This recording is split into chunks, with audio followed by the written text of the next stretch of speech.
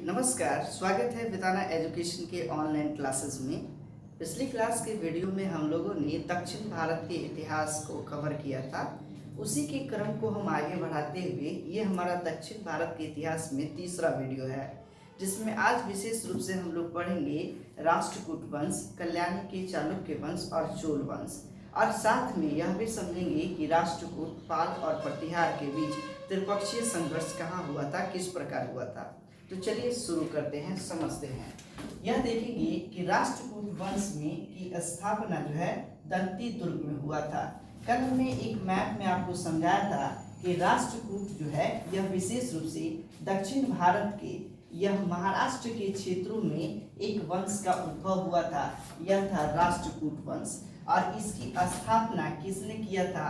दंती दुर्ग ने किया था, जिसने अपनी राजधानी मान्यखेत रखा। मान्यखेत में इसने अपनी राजधानी रखा था दंती दुर्ग ने।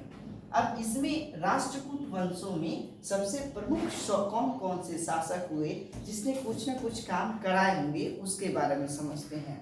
तो प्रमुख शासक के रूप में कृष्ण प्रथम, ध्रुव, गोविंद, अमोघ वर्ष, कृष्ण द्वितीय एवं कृष्ण तृतीय, यह कुछ प्रमुख शासक है जिनके बारे में हमें आगे कुछ समझना है।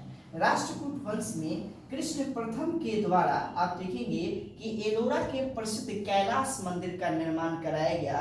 यह कैलाश मंदिर एकाश्म मंदिर था। एकाश्म का मतलब एक ही पत्थर को काट कर जो मंदिर तैयार किया गया था उसे एकाश्म मंदिर कहा जाता है। या एकाश्म पत्थर वही होता है, एकाश्म मूर्ति भी होता है यदि एक ही पत्थर को काट कर और उसकी जो है संरचना दी जाती है मूर्ति को, तो उसे एकाश्म मूर्ति कहते हैं। अगर एक बड़े से पत्थर को काट करके मंदिर का ढांचा दिया जाता है तो वह एकाश्म मंदिर कहा जाता है। तो इसमें कृष्ण प्रथम ने एलोरा में, एलोरा जो विशेष रूप में औरंगाबाद अर्थात महाराष्ट्र के औरंगाबाद जिले में स्थित है एलोरा, वहाँ पर एकाश्म यानी एक पत्थर से काट करके मंदिर तैयार कराया, जिसे कैलाश मंदिर कहा गया। यह प्रसिद्ध कैलाश मंदिर एलोरा में स्थित है, जो किसने बनवाया? कृष्ण प्रथम ने बनवाया। वही बात हमने यहाँ पे भी नोट डाउन किया है कि औरंगाबाद के महाराष्ट्र क्षेत्र में, यानी महाराष्ट्र के औरंगाबाद क्षेत्र में एकाश्म मंदिर है। प्रश्न आता है आपसे किस प्रकार कि एलोरा किस प्रकार, एलोरा की मंदिर किस प्रकार की मंदिर है? आपको 4 प्रकार का ऑप्शन दे देगा जिसमें एकाश्म मंदिर होगा, तो आप वहाँ एकाश्म टिक करेंगे। साथ में यह कह देगा कि निम्न में से कौन एकाश्म मंदिर का उदाहरण है, उसमें आपको कह देगा एलोरा का प्रसिद्ध कैलाश मंदिर, तो वहाँ आप इसको टिक कर सकते हैं। तो एलोरा का जो कैलाश मंदिर है उसने यहाँ एकाश्म मंदिर का जो है निर्माण हुआ। इसी में आप देखेंगे कि इस क्रम में कि जो ध्रुव था, यानी इसके बाद कृष्ण प्रथम के बाद ध्रुव प्रमुख शासक होता है। इसके समय में देखेंगे कि राष्ट्रकूट, पाल एवं प्रतिहार के साथ एक त्रिपक्षीय संघर्ष होता है कन्नौज में। आपको बताते चले कि इधर ऊपर के उत्तरी क्षेत्रों में, ऊपर में हर्षवर्धन का शासन चल रहा था, और यहाँ पर कन्नौज जो है प्रमुख व्यापारिक केंद्र था। जो व्यापार जहाँ ज्यादा होते थे, आप देखेंगे कि चीन से व्यापार होना, यूनान से व्यापार होना, यह सभी विदेशी लोग जो है ना कन्नौज में आते थे और यहाँ पर व्यापार करते थे। तो यह एक प्रमुख व्यापारिक केंद्र था। इस व्यापारिक केंद्र पर इसको जीतने के लिए ये 3 प्रकार के जो है राजा पहुँचते हैं। इधर से आते हैं राष्ट्रकूट, इधर से आते हैं पाल, और फिर इधर से आ जाते हैं इसी के प्रतिहार। तो इधर देखेंगे कि त्रिपक्षीय संघर्ष जो है देखने को मिलता है, जो किसके समय में? ध्रुव प्रथम के समय में। यही ध्रुव प्रथम के समय में पाल, प्रतिहार और राष्ट्रकूट के बीच त्रिपक्षीय संघर्ष होता है कन्नौज को जीतने के लिए। तो यह प्रश्न आ जाता है कि राष्ट्रकूट, पाल और प्रतिहार के बीच का जो युद्ध हुआ, त्रिपक्षीय संघर्ष, किसके लिए हुआ? तो कन्नौज क्षेत्र को जीतने के लिए। किस राष्ट्रकूट वंश के शासक के समय हुआ? तो बता सकते हैं ध्रुव प्रथम के समय में होता है। इसी में आप देखेंगे कि इस वंश का जो प्रमुख शासक था यह कृष्ण तृतीय, अंतिम प्रमुख शासक जो था वो कृष्ण तृतीय था। इसके दरबार में कन्नड़ कवि रहते थे, यानी कृष्ण तृतीय के दरबार में कन्नड़ कवि रहते थे, जिसने इन्होंने शांति पुराण की रचना की है। देखिए यहाँ से आपके 2 प्रश्न बनते हैं। एक तो अगर आ जाए कि शांति पुराण की रचना किसने की, तो आ जाएगा कन्नड़ कवि ने किए थे। अब वही चीज हो गया कि शांति पुराण की रचना किसके समय में हुई थी, तो कृष्ण तृतीय के समय में हुई थी। कृष्ण तृतीय के समय में कन्नड़ कवि किसके दरबार में रहते थे, तो कृष्ण तृतीय के दरबार में रहते थे। तो ये एक दो लाइन अगर आप नोट डाउन करके, या जो हमने अभी स्टार्टिंग क्लिक का जो हमने ये वीडियो शुरू किया था उस समय का आप स्क्रीनशॉट ले करके अपने नोटबुक में बना लेते हैं, तो कहीं ना कहीं आपके ऑब्जेक्टिव टाइप के क्वेश्चन आसानी से सॉल्व हो जाते हैं। इसके बाद आते हैं कि अगला जो है, इसमें इसके समय में यानी कृष्ण तृतीय के समय में तैलप द्वितीय का आक्रमण होता है और तैलप द्वितीय ने राष्ट्रकूटों पर विजय स्थापित करके एक नए वंश की स्थापना करता है जिसे कल्याणी के चालुक्य वंश कहे जाते हैं। इसी के ऊपर हम जरा सा मैप पर ध्यान दें तो मैंने यहाँ पर बताया था कि चालुक्य वंश में एक बेगी के चालुक्य वंश थे, इधर प्रतिहार के चालुक्य वंश थे, तो इधर आप देखिए कि ऊपर में एक और चालुक्य वंश था जिसका नाम जो है वह था कल्याणी के चालुक्य वंश। हालांकि ये इसका विस्तार यहाँ से एक व्यक्ति निकलता है जिसका नाम था तैलप द्वितीय, और तैलप द्वितीय ने इस राष्ट्रकूटों पर आक्रमण करता है और ये पूरे क्षेत्रों को विजित कर लेता है और इसका एक नाम दे देता है जिसका नाम होता है चालुक्य वंश। तो चालुक्य वंश कौन सा चालुक्य वंश, तो यह बोलता है कि कल्याणी के चालुक्य वंश। चूंकि कल्याणी के चालुक्य वंश इसलिए पड़ता है क्योंकि इसने अपनी राजधानी कल्याणी में बनाया। पहले आप देखेंगे कि इसी के समय में जब हम कल्याणी की चालुक्य वंश पढ़ेंगे तो इसकी भी राजधानी पहले मान्यखेत थी, जो कि राष्ट्रकूटों की राजधानी मान्यखेत थी, और फिर उसने इस राजधानी को वापस कहाँ लेकर चला गया, कल्याणी। तो इसलिए यह जो हुआ कल्याणी की चालुक्य वंश के नाम से प्रसिद्ध हुआ। तो ये एक लाइन आप आगे चल के भी एक बार समझाएंगे तो यहाँ पर भी आप समझ सकते हैं कि किसके समय में चालुक्यों का आक्रमण राष्ट्रकूट पर होता है।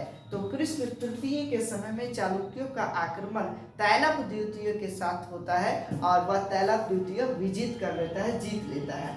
इधर आप देखेंगे कि राष्ट्रकूट जो थे वह कौन कौन से धर्म से जुड़े थे। राष्ट्रकूट विशेष रूप से शैव धर्म, वैष्णव धर्म, जैन धर्म, बौद्ध धर्म से जुड़े थे। लगभग सभी धर्मों से जुड़े हुए यह राष्ट्रकूट थे। इनका शैव धर्म से भी जुड़ाव रहा, इधर आप देखेंगे कि वैष्णव धर्म से भी जुड़ाव रहा, जैन धर्म से जुड़ाव रहा और बौद्ध धर्म से भी इसका जो है जुड़ाव रहा। अब इसका जो वास्तविक प्रमाण आपको देखने को मिलेगा इसके आगे, चूंकि एलोरा में जो गुफा बना था, एलोरा का एक तो अपने कैलाश मंदिर देखा जो शैव धर्म को प्रतीत करता है, शैव धर्म से उसका उल्लेख देखने को मिलता है। कैलाश मंदिर जो विशेष रूप से शिव भगवान शिव का जो है मंदिर है। अब वहीं पर एलोरा में और एलोरा में ही एलोरा एवं एलिफेंटा में के गुफा में मंदिरों का निर्माण किया गया, राष्ट्रकूटों ने करवाया। एलोरा और एलिफेंटा के मंदिरों में गुफा का निर्माण कराया गया और यह गुफा जो है कुल 34 गुफा है और इन सभी 34 गुफाओं में 1 नंबर से लेके 12 नंबर तक की गुफा जो है वह बौद्ध धर्म से संबंधित है। यानी बौद्ध धर्म के जितने भी प्रतीक चिन्ह हैं, बौद्ध धर्म की जितनी भी कलाकृतियां हैं, वह सभी चीजें आपको 1 नंबर गुफा से लेकर 12 नंबर की गुफा तक जो है जानकारी मिलती है एलोरा और एलिफेंटा की गुफाओं से। इधर आप देखेंगे कि 13 नंबर गुफा से लेके 29 नंबर की गुफा तक जो है हिंदू धर्म, जिसमें विशेष रूप से वैष्णव और शैव धर्म के जो है कलाकृतियां देखने को मिलता है। तो ये जो है कहीं ना कहीं 13 नंबर से लेके 29 नंबर तक के गुफाओं में आपको हिंदू धर्म से जो है जुड़े हुए कलाकृतियां देखने को मिलेगा। इसी के तरीके से आप देखेंगे कि 30 से लेके 34 नंबर तक की गुफाओं में जैन धर्म से जुड़े हुए प्रतीक चिन्हों और उनसे संबंधित कलाकृतियों का उल्लेख जो है इस गुफा में देखने को मिलता है। तो इससे यह प्रतीत होता है कि जो राष्ट्रकूट वंश जो थे वो लगभग सभी धर्म को मानते थे, कहीं ना कहीं शैव धर्म, वैष्णव धर्म, उधर जैन धर्म और बौद्ध धर्म, ये सभी संप्रदायों से जुड़े हुए थे। अब आगे आप देखेंगे कि इसके बाद कल्याणी के चालुक्य वंश जिसकी स्थापना कौन करता है, तो तैलप द्वितीय करता है। यही चीज आपको यहाँ पे भी देखने को मिलेगा कि संस्थापक होते हैं तैलप द्वितीय और इसने अपनी राजधानी मान्य खेत को ही रखता है और पुनः यह राजधानी कहाँ लेकर चला जाता है, कल्याणी में, और इसका नाम हो जाता है कल्याणी के चालुक्य वंश। इसके पहले भी हम लोगों ने चालुक्य वंश को पढ़ा था, जो कि प्रतिहार के आसपास से, उधर ऊपर वेंगी के चालुक्य वंश हमने पढ़ा था। तो ये चीजें आपको देखने को मिलेगा, एक था वातापी के चालुक्य वंश और ऊपर आप देखिएगा कि वेंगी के चालुक्य वंश, और इधर आपका आ गया कल्याणी के चालुक्य वंश, जो महाराष्ट्र क्षेत्रों को विजिट करके बनाया। राष्ट्रकूटों को पराजित कर कल्याणी के चालुक्य वंश की स्थापना की जाती है। यह लाइन आपका क्लियर हो गया कि क्वेश्चन आ जाता है कि कल्याणी के चालुक्य वंश की स्थापना किस वंश के ऊपर होती है, तो राष्ट्रकूट वंश के ऊपर होती है। अब इधर हम देखेंगे कि इस वंश का सबसे प्रतापी राजा जो था वह विक्रमादित्य पंचम था। यानी कल्याणी के जो चालुक्य वंश थे उस समय के प्रतापी राजा जो थे, प्रमुख प्रतापी जिसने कुछ कार्य करवाया हो, तो वो था विक्रमादित्य पंचम। और इसी में आप देखिएगा कि कल्याणी के चालुक्य वंश में एक हिंदू विधि ग्रंथ की रचना होती है जिसका नाम था मिताक्षरा। मिताक्षरा की रचना की जाती है, जो विधि वेता एक है विज्ञानेश्वर के द्वारा कराया जाता है। अब प्रश्न आ सकता है कि मिताक्षरा हिंदू ग्रंथ जो है, हिंदू धर्म की जो ग्रंथ है, वह किस वंशजों के द्वारा उद्भव किया गया, तो यह था कल्याणी के चालुक्य वंश। और इसी के समय में किसने किया था, तो विज्ञानेश्वर के द्वारा किया गया था। यानी मिताक्षरा किसकी रचना है, तो विज्ञानेश्वर की रचना है। यह एक पॉइंट आपको ध्यान रखना होगा। अब इसके बाद हम देखेंगे विशेष रूप से चोल वंश। तो हमने संगम युग में भी चोल वंश को पढ़ाया था। जो चोल विशेष रूप से आप देखेंगे कि संगम काल जो 100 ईस्वी से लेके और 300 ईस्वी के बीच में चोल, चेर और पांडे बताए थे, जिसमें इधर आपका चेर वंश था और ऊपर आप देखिएगा तो चोल वंश था और नीचे आपका पांडे वंश था। तो यह चोल वंश पहले था, लेकिन यह फिर जो है इसका समाप्तिकरण हो जाता है और पुनः चोल वंश की उद्भव 8वीं ईस्वी में देखने को मिलेगा, जिसकी स्थापना कहाँ थी, किसने किया, तो विजयालय ने किया। चोल वंश की राजधानी पहले उरैयूर था, लेकिन पुनः इसकी राजधानी तंजौर या तंजावुर कर दी गई। यानी इसने यहीं पर चोल वंश का विशाल साम्राज्य स्थापित करता है विजयालय, और इसने अपनी राजधानी तंजौर में रखता है। यानी तंजौर में इसकी अपनी राजधानी रखता है और पहले इसकी राजधानी थी उरैयूर, इसी क्षेत्रों में, जो विशेष रूप से तमिलनाडु का क्षेत्र होता है, जो कृष्णा नदी के नीचे मिलेगा। कृष्णा और कावेरी नदी के बीच की स्थिति है। इधर आप देखेंगे कि पल्लवों के पतन के पास, क्योंकि यहाँ पर चोल वंश का जो है पल्लव ने समाप्ति किया, फिर पल्लवों के पतन के बाद पुनः चोल वंश उद्भव होता है और पल्लवों के पतन के बाद तमिल क्षेत्र में चोल वंश की स्थापना होती है। कल के वीडियो में हमने पढ़ा था पल्लव वंश यहीं पर थे और इससे पहले इस क्षेत्रों में चोल वंश रहा करते थे, जो 100 से 300 ईस्वी के बीच में थे। पुनः पल्लव वंश की समाप्ति के बाद यहाँ पर चोल वंश का उद्भव होता है और एक बड़ा साम्राज्य देखने को मिलता है। इसके समय में इस चोल वंश के 8वीं सदी के चोल वंश में आप देखेंगे कि 2 प्रमुख शासक होते हैं, एक होते हैं राज प्रथम और दूसरा होते हैं राजेंद्र प्रथम। राज प्रथम ने तंजौर को, यहाँ पर आप देखेंगे कि तंजौर में राजराजेश्वर शिव मंदिर का निर्माण करवाया। यहाँ आप देखेंगे कि चोल वंश का जो ये होता है राजधानी तंजौर, और तंजौर में एक मंदिर का निर्माण राज प्रथम ने करवाया, जिसे राजराजेश्वर मंदिर, जो कि शिव मंदिर है, उसकी स्थापना कराता है। यह क्वेश्चन आता है कि राजराजेश्वर मंदिर की स्थापना किसके द्वारा हुआ, तो कह सकते हैं राज प्रथम। आसान है याद रखना कि राज और यहाँ पर भी राज ईश्वर, तो राजराजेश्वर मंदिर की स्थापना राज प्रथम ने करवाया, जो किस वंश से संबंधित थे, तो चोल वंश से संबंधित थे। इधर आप देखेंगे कि राज प्रथम ने ही श्रीलंका पर आक्रमण कर दिया। भैया इधर नीचे श्रीलंका है, इसने राज प्रथम ने श्रीलंका पर आक्रमण कर दिया और जबरदस्त तरीके से श्रीलंका पर आक्रमण किया। इतना भयानक युद्ध हुआ कि अंत में आप देखेंगे कि वहां का शासक जो महिम पंचम था, इसको भागने पर मजबूर कर दिया और श्रीलंका को चोल साम्राज्य में मिला लिया। यह चोल साम्राज्य मिलाने वाला जो है राज प्रथम ने ही इस पर आक्रमण कर दिया और यहाँ का शासक जो था महीम प्रथम, ये महीम प्रथम को जो है महीम पंचम को भागने पर मजबूर कर देता है और श्रीलंका को अपने क्षेत्र में जो है विजित कर लेता है, चोलों ने अपने साम्राज्य में मिला लेते हैं।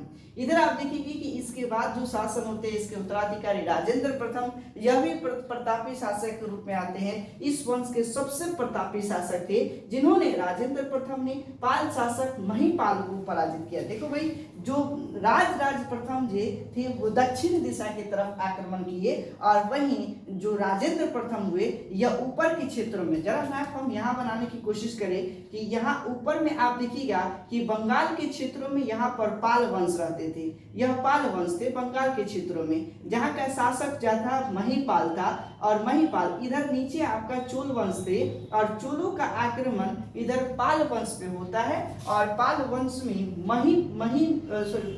में महिपाल का जो है पराजित कर देता है और उसने गंगकोंड चोल की उपाधि धारण करता है।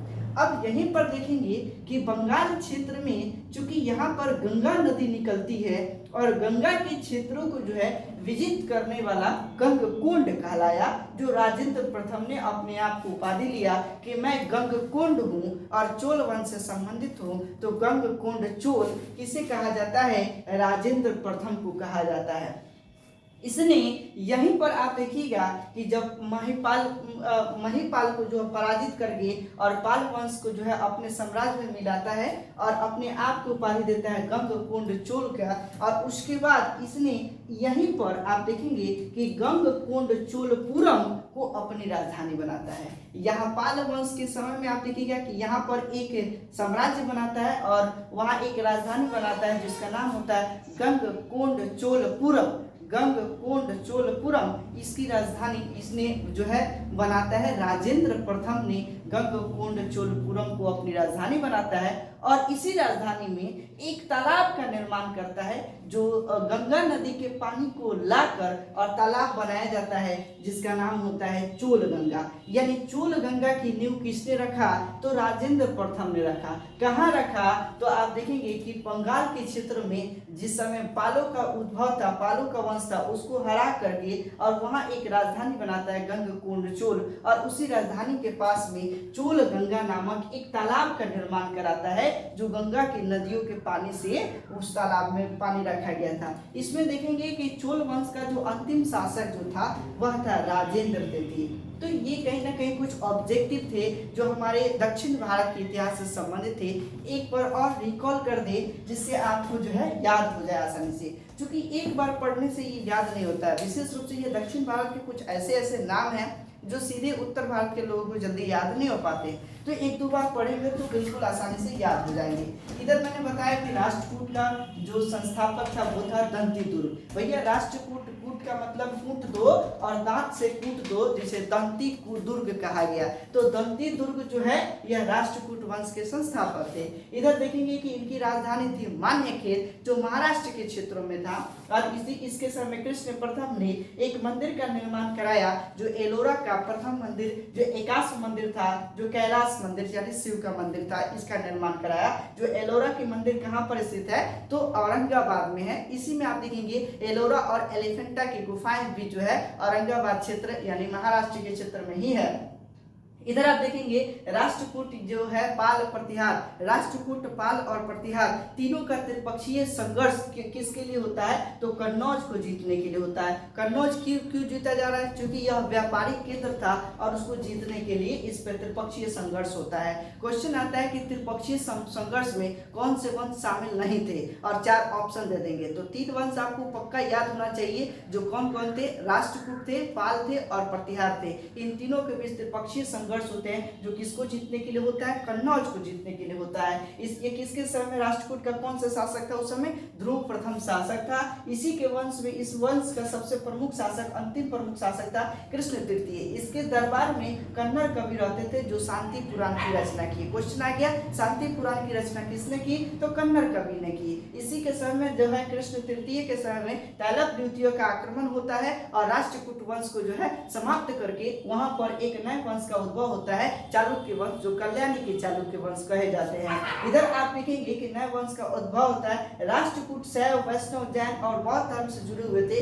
इसका वास्तविक प्रमाण एलोरा और एलिफेंटा की गुफाओं से देखने को मिलता है, जो महाराष्ट्र में है। एलोरा और एलिफेंटा की गुफा में कुल 34 गुफा है, जिसमें 1 से लेकर 12 तक की गुफा जो है बौद्ध धर्म से जुड़े हुए हैं। यहाँ से निश्चित ही ऑब्जेक्टिव टाइप का क्वेश्चन आते हैं पीसीएस रैंक में कि टोटल बताएंगे कि निम्न में से कौन बौद्ध धर्म से संबंधित गुफा है एलोरा का, तो 1 से 12 या कह देगा, इधर ऑप्शन देगा 13 से 29 या फिर 30 से 34। तो आपको ध्यान रखना कि 1 से 12 जो शुरुआती है वह बौद्ध धर्म से संबंधित है, और वही आप देखेंगे 13 से लेकर 29 तक जो है वह हिंदू धर्म से संबंधित जो है गुफा है, और वही 30 से लेकर 34 तक जो है वह टोटल 5 जो गुफाएं हैं वो जैन धर्म से संबंधित गुफाएं हैं। इधर आप देखेंगे कि कल्याणी के चालुक्य वंश जिसके संस्थापक कौन थे, तैलक द्वितीय थे, और इसने अपनी राजधानी पहले मान्य के रूप में रखा, वापस अपनी इसने राजधानी कल्याणी को लेकर चला गया। राष्ट्रकूटों को पराजित करने के लिए कल्याणी के चालुक्य वंश की स्थापना हुई, यही बात यहाँ पर भी लिखा हुआ नीचे में भी। इधर आप देखेंगे कि इस वंश का सबसे प्रतापी शासक जो था वह था विक्रमादित्य पंचम,